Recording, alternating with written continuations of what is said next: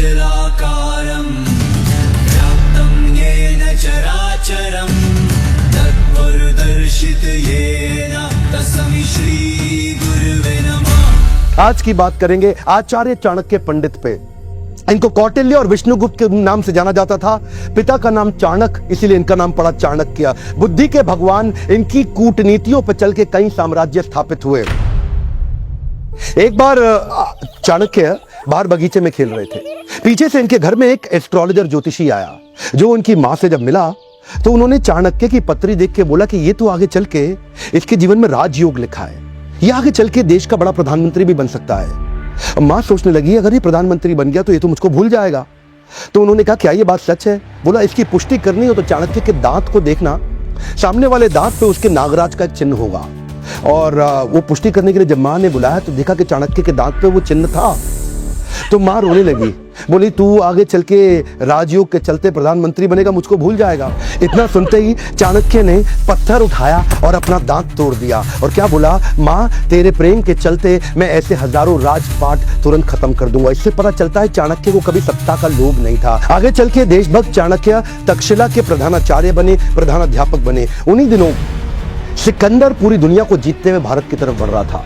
सोने की चिड़िया भारत को लूटने के लिए वो आक्रमण पे आक्रमण कर रहा था, पोरस को हरा चुका था। और चाणक्य के मन में उन दिनों एक ही सपना था, क्यों ना अखंड भारत का निर्माण किया जाए, एक शक्तिशाली राजा को खड़ा किया जाए। ये अलग अलग राजाओं से इन्होंने मिलना शुरू किया और नंदा डायनेस्टी का सबसे बड़ा राजा धनानंद, ये उसके पास गए और उसको इन्फ्लुएंस करने का प्रयास किया कि क्यों ना सिकंदर के खिलाफ हम तैयारी करें।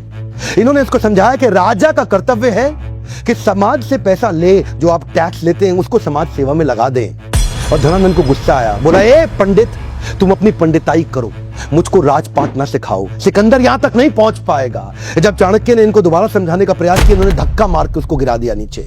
और जब चाणक्य नीचे गिरे तो उनकी शिखा खुल गई और बोले तेरी यही शिखा काट देंगे। उस बात पे चाणक्य को बहुत बुरा लगा। उस दिन उन्होंने एक संकल्प ले लिया कि मैं ये शिखा तब तक नहीं बांधूंगा जब तक तेरे साम्राज्य को उखाड़ के एक अखंड भारत का राजा ना लाकर खड़ा कर दूं। बहरहाल अब चाणक्य को लगने लगा कि अब समय आ गया कि मुझे ही किसी को कल्टीवेट और बिल्ड करना पड़ेगा। चाणक्य की डिटर्मिनेशन आपको इस बात से समझ में आएगी कि उन्होंने एक यंग लड़के के प्रति अपना जीवन समर्पित कर दिया, जिसका नाम था चंदू। इसका नाम आगे चल के पड़ा चंद्रगुप्त। इसको उन्होंने ट्रेनिंग दी, बहुत सारे संस्कार और सारे प्रकार के शास्त्र उसको सिखाए। धनानंद उस समय सबसे बड़ा साम्राज्य था उनका, नंदा डायनेस्टी का। लेकिन इन्होंने जाकर के 7 स्ट्रैटेजीज बनाई। पहली, परिधि पे हमला करो। परिधि मतलब बाहर का सर्कमफ्रेंस, जो बाहरी घेरा होता है। तो धनानंद के बाहरी घेरे में जिन जिन राज्यों पे उसकी कमजोर पकड़ थी, जहां जहां उसकी वहीं से इन्होंने हमले करने शुरू किए, छोटे छोटे हमले करने शुरू किए, जिसके लिए इन्होंने दूसरी स्ट्रैटेजी अपनाई, विष कन्याओं की टीम तैयार करी।